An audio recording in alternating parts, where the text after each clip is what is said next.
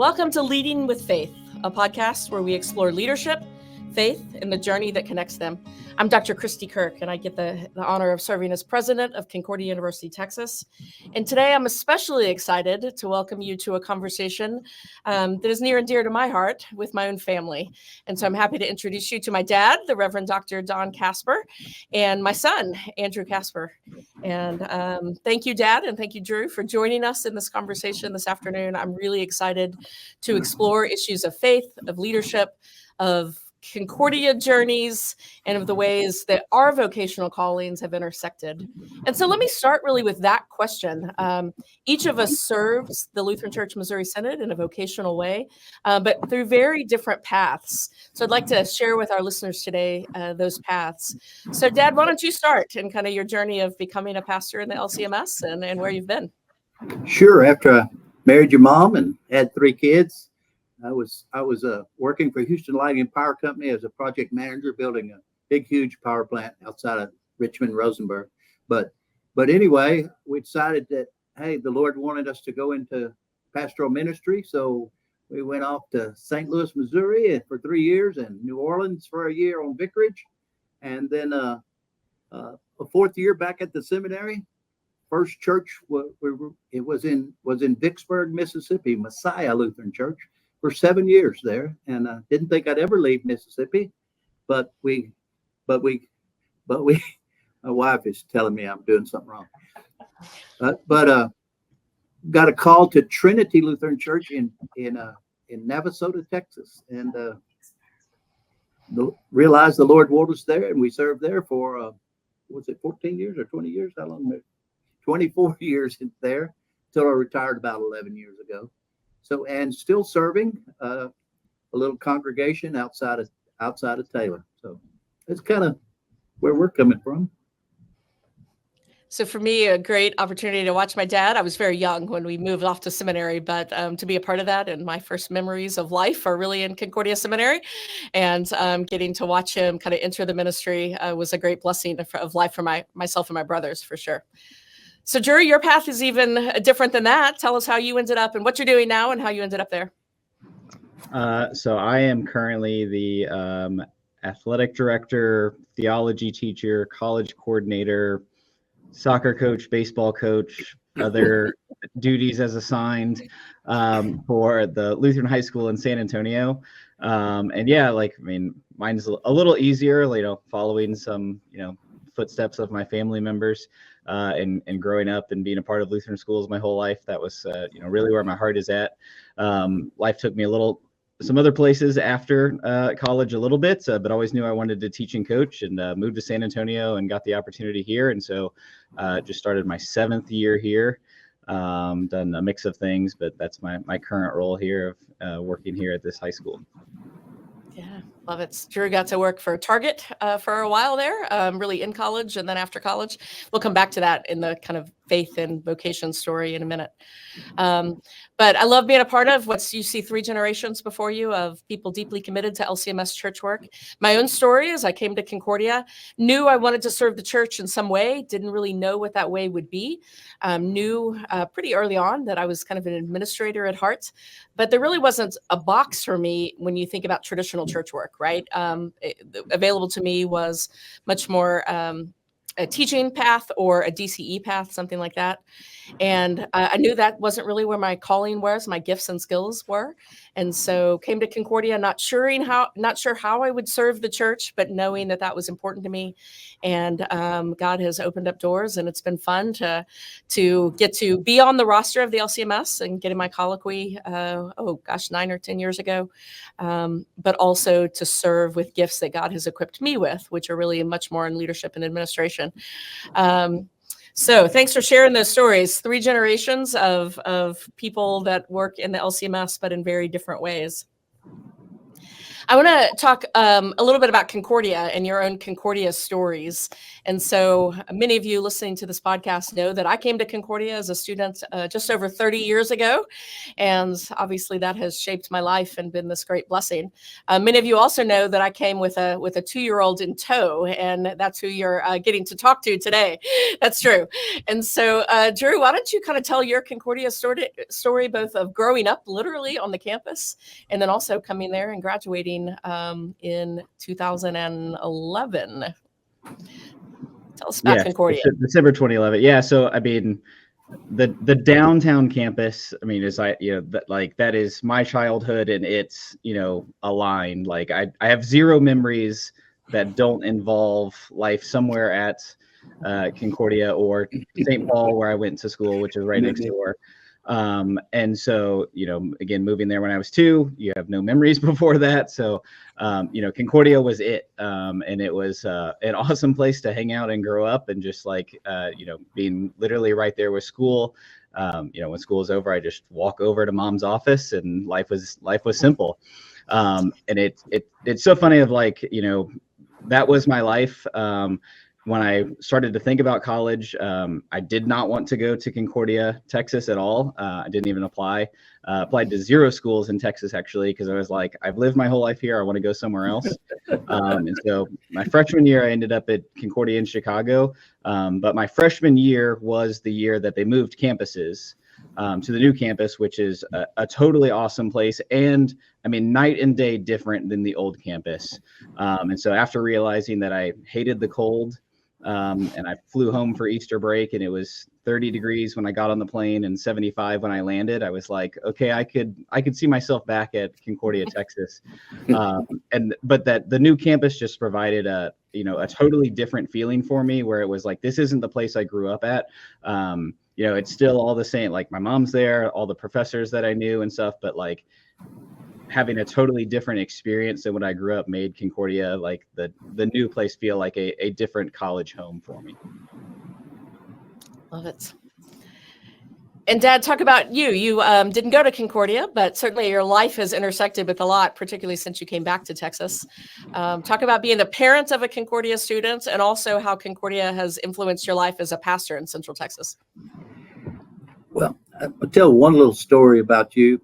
After about a year, even though you had the presidential scholarship, full tuition, your mom and I decided we couldn't pay for another year. There's no way. We were running out of money. I think, if I remember right, you went and asked whomever, hey, can I get the presidential scholarship if I lay out a year? And they told you no. But as soon as you did that, the staff there in the admissions office said, you're not leaving. And they made it happen then. And we praise God for that. Concordia has been so special for us and for you, of course. And they found you that little house at the old campus right next to the president's house. It wasn't a house. It was a little part of a bigger house. And I think it was one room, if I remember right, one big room and one bathroom. And Drew didn't like to take showers. It only had a shower, no bathtub. And so you bathed in a little bitty tub. And anyway, it was good. And yeah, right next to campus. So it made life easy for you, didn't it? But Concordia has been just a blessing for y'all. And I didn't go to Concordia here, but man, I've had my love for Concordia and for our whole Concordia college system has grown and grown through my experience with you here. Yeah. I love that story you tell, Dad, because I look back at that as a pivotal moment in life where I really thought I was leaving, as many of our students do. After their freshman year, they kind of have to make a decision. Is this worth it? Can I continue to afford to go to school here? I miss my family, right? All of those things layered in. And Concordia, and particularly some individuals, stepped into my life in a really big way and really spoke into me and said, no, it's important for you to be here, and put some things in place to make that all happen. Finding us a place to live, right? So when Drew talks about kind of growing up on the campus, we literally lived next door. To ride a bike on the historic campus, it was our backyard for a long time. And that's a great example of what we do for our students and how we reach out and make them make college accessible and possible for them, for sure. Yeah.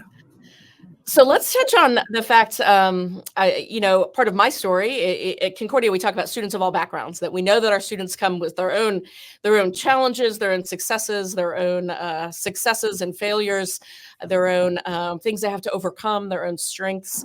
And one of mine was coming to campus as a traditional college student, 18-year-old, but also as a single mom. And that's obviously a distinctive part of my story and a great gift to me. Let's talk about that briefly. Drew, you were that parent of the child of the single mom. What was that like for you as you think back to those years? For for me, it was super awesome. I was telling you before, like I had the cool mom, right? For me, it was, I would go to my friends' houses and it was like, Mr. and Mrs. So-and-so or whoever. And my friends would come over to my house and they're like, oh, we're going to Kristi's house. So it's like, hey, I had the mom that helped coach my baseball team and, went to all my sporting events or things that I had. And so, you kind of hear all the challenges of like what it might be like being a single mom and stuff like that. But for me, being the kid, like I thought it was the best thing, right? And being, again, so close to Concordia, like going to all those events, like it's funny to talk about how Concordia, even the old campus, still impacts us today. Like the basketball goals from the old gym are actually the basketball goals that we have in our gym here. And so when kids are shooting baskets, I'm like, I've shot way more shots on that basket than you ever get used to, because I spent summers, just like mom goes to work and I go to the gym and, I've got 5 hours to kill before lunch, and so, that was super awesome for me. Like I didn't see it as the struggle that some might, but again, when you're the young and just, knowing your mom loves you and is there for you all the time, like life's not so bad. How about for you, Dad? Tell me the question, the specific question again. Really just about being the parent to a single mom, a teenage mom, and how we walked through that as a family, and how you how God used that to bring great blessings into our lives. And maybe your mom should be answering this question. She's better at this than I did. But when you got pregnant with Drew, we were in Mississippi, and I got a call to Trinity Lutheran Church in Navasota, and I'm just stunned. And so after I got off the phone, Mary, I told her, I said, we can't go there. My daughter's pregnant. We can't go there. And she said, God knows. I said, those people don't know. And she said, God knows. So anyway, and she was right. And so we did go to Navasota, and Drew was born and all that, and had a good time in Navasota. But the challenge in it, and my other granddaughters, the granddaughters say that Drew's our favorite. They always accuse us of that. And he is. Let's be real. But we helped raise him. But always, your mom said, that's not my baby, that's Kristi's boy. And she made sure that you were the primary caregiver. And that was good. Yeah. So when we brought you off, your mom had a lot of tears to shed. I'm not as many for me. I was upset too and missed you, but your mom said, I'm losing my baby, my two babies. And, both babies, yes. So anyway, it was, we were challenged, but it was good, and we're always proud of you and proud of Drew.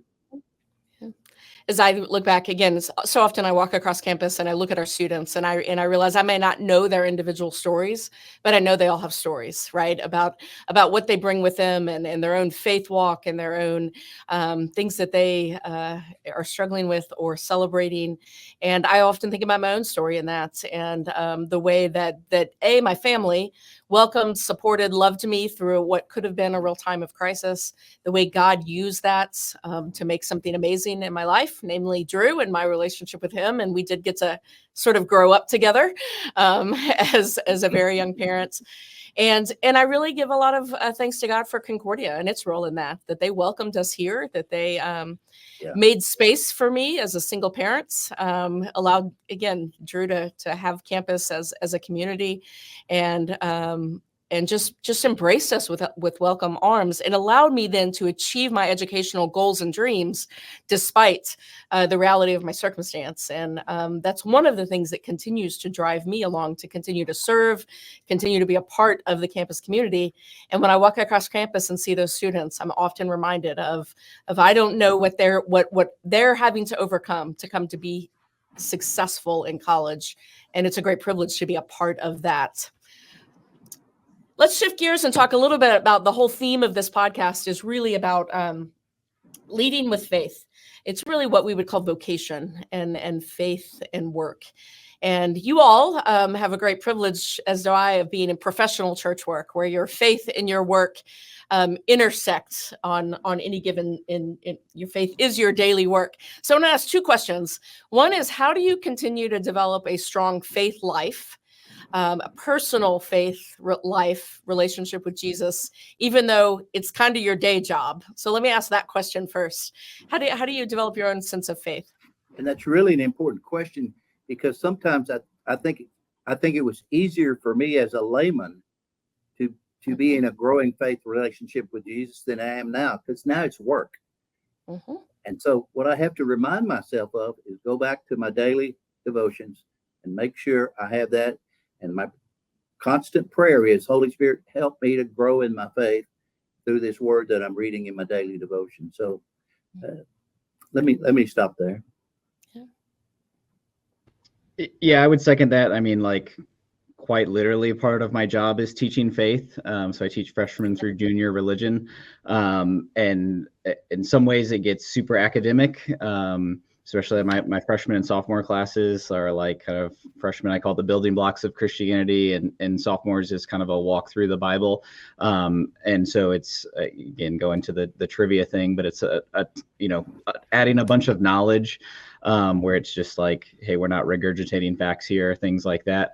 But yeah, making sure I've grounded in some sort of daily devotion, being active in church and things like that. And the coolest part, I mean, especially with just being at a school and hopefully in some sort of pastoral work as well, is the whole community is bought into that. Like, I'm lucky enough to be at a school where we have like 15 full-time people, but we all have the same goal of, teaching kids, but ultimately like that we see them one day in heaven. And so kind of grounding that, we start off each week with a teacher devotion and things like that, where it's, hey, it's still an active thing and not just like what I've got to do for work. Yeah, I love it. That's why it's so important as I lead Concordia and as you all lead your own institutions, you've got to give people permission to do the personal work of faith as well. And I'm so grateful that Concordia has done that for me and does it for our other employees, to say, hey, are you coming to campus worship? Are you engaging in Bible studies? Are you spending a few minutes in your office every day, whether that's in prayer or in your own personal devotion? And Concordia should be a place where all of our faculty and staff feel invited into that, so that we can develop our own faith life. And that makes us richer and stronger as a faith community. And that's one of the joys of leading in this way. Let me move away from the professional thing. And you all also have lots of other ways you engage in the world, right? Multiple vocations.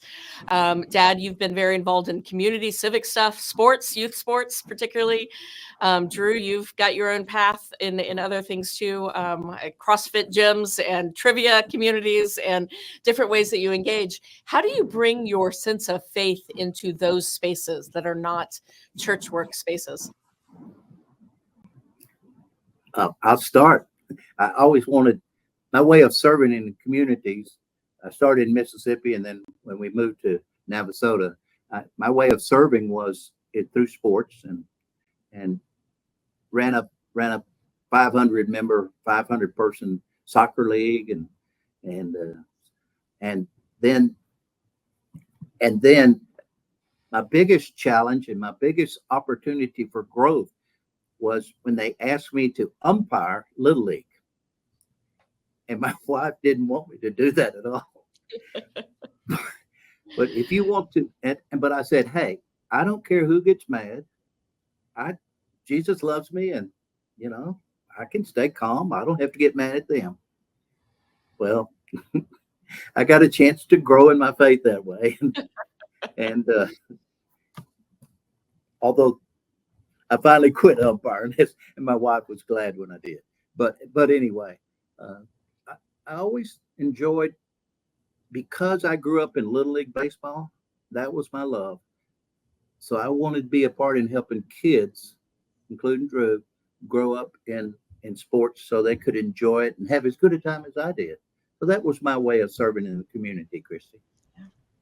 I love that, Dad. And I think back on my own reflections of sports with you, and running leagues, and being able to watch you bring so much of your faith self into that space of just caring for people, being genuinely interested in how people are. Just even when they were hollering at you when you were umpiring. Yeah, that came later. I don't remember people hollering at you too much when we were kids, although once or twice there were a few incidents. Well, that's actually an interesting story, Dad. The one I'm thinking of where your integrity was questioned, or someone else violated your sense of integrity, and watching you walk through that as pastor, as community member, as parent, as league commissioner, was one of the ways I got to watch you really wrestle through engaging in the community from a Christian point of view when some people were violating some integrity issues. And that was a privilege for me as a young person to watch how you engaged in that and lived your faith. And that's what you want to do at Concordia. You want to help people grow that way. Yes, and learn to be to operate with integrity, to know. I think another thing that you said that I think is really important is knowing your sense of identity. And if we can instill that in our students, that first and foremost, their identity is in Christ. And now I can face the vocational challenges. I can stand it when someone yells at me, or calls me names when I'm umpiring, or if I get criticized at work or whatever it might be, because my identity rests in my relationship with Jesus. How about you, Drew? How do you bring that faith into, and you had an experience, you worked at Target for 8 years? 11 and a half years. 11 and a half. Wow. I was wrong. Started a month after I turned 16 because Mom gave me a car, the 95 blue-green Toyota Corolla, but said you have to get a job so you can buy your own gas. She's like, I'll pay for everything, but I'm not going to pay for your gas. So had to get a job. But yeah, did that through, all through high school and college, and then was an assistant store manager for another 5 years after graduating from Concordia, before life brought me here. Yeah, I mean, it kind of like you said, the first and foremost, right? Like, nobody is going out like screaming, I'm a Christian, right? As they announce their presence in a building or something, right? It's funny, like my juniors, I teach apologetics. And so it's a lot of like taking the knowledge that you learn from freshman and sophomore year, and now it's putting it into practice with conversations. And, most conversations you have, like, you're not hitting people over the head with the gospel, right? You're not saying like, hey, there's this God that loves for you, and sin broke us away, and he sent his son to die for us to, bring us all back together. It's a much simpler, like, hey, how are you doing today? Right? Like, the way in which you live out your faith is just like being, the face of God, to steal a phrase from Martin Luther there, right? Is, when we fulfill our vocation and do the things that we should, right? Like, we are acting as if God is caring for his people. And so it's whether that was me working at Target or me being a high school theology teacher, my vocation was still the same, to love and care for the people around me.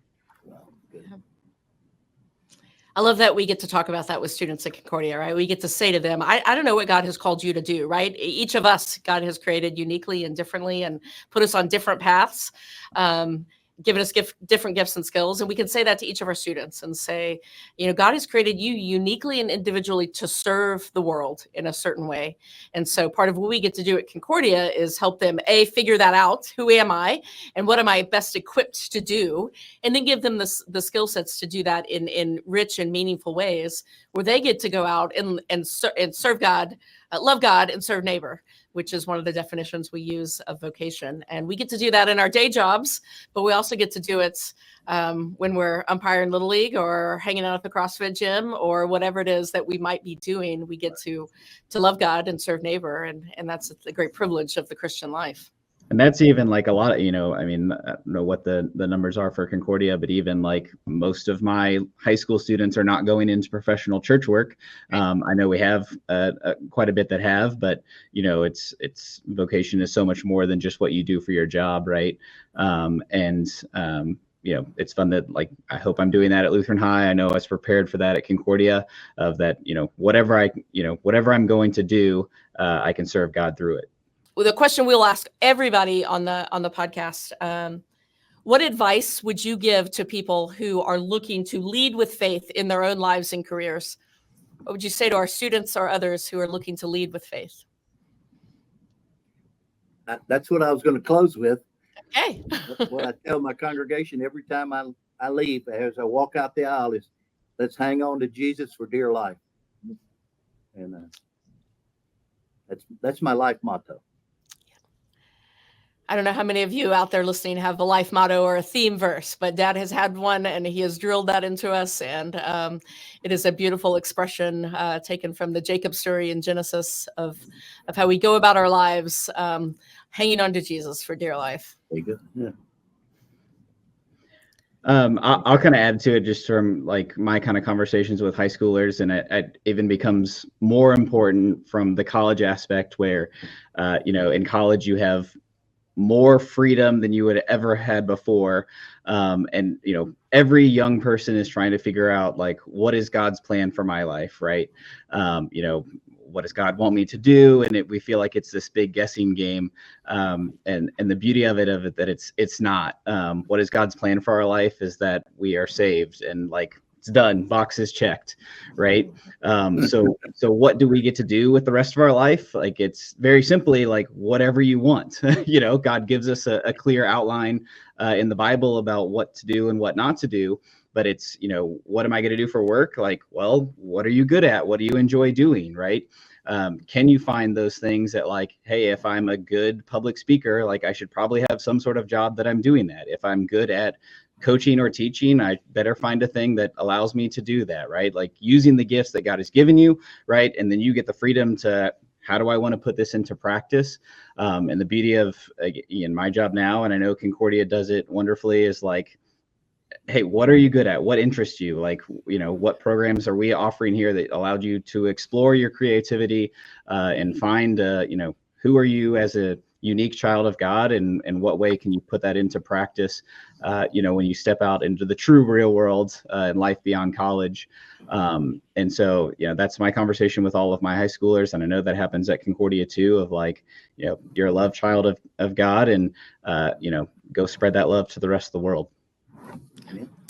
A beautiful description of vocation. Thanks, Drew. I love that. And that's what we get to do at Concordia every day. And what a great privilege that is to help students figure out who they are in Christ and how they are uniquely designed to serve the world. What a blessing that is. Thank you to you both. I can't express how much it means to me to start off this podcast series in this really personal way, and having each of you join me in this and sharing the story. Thank you for your own journeys of faith and leadership that I have got to be a part of. Dad, your influence in my life so deep, and Drew, I continue to learn from you as well as we get to do life together. To those of you listening, I want to say thank you for tuning in to this first episode of the Leading with Faith podcast. If you enjoyed today's conversation, stay tuned. We've got a few more plans, and we invite you into the next episode where we would continue to explore these issues of how the intersection of faith, of leadership, and vocation come together. And so until next time, continue to lead with faith.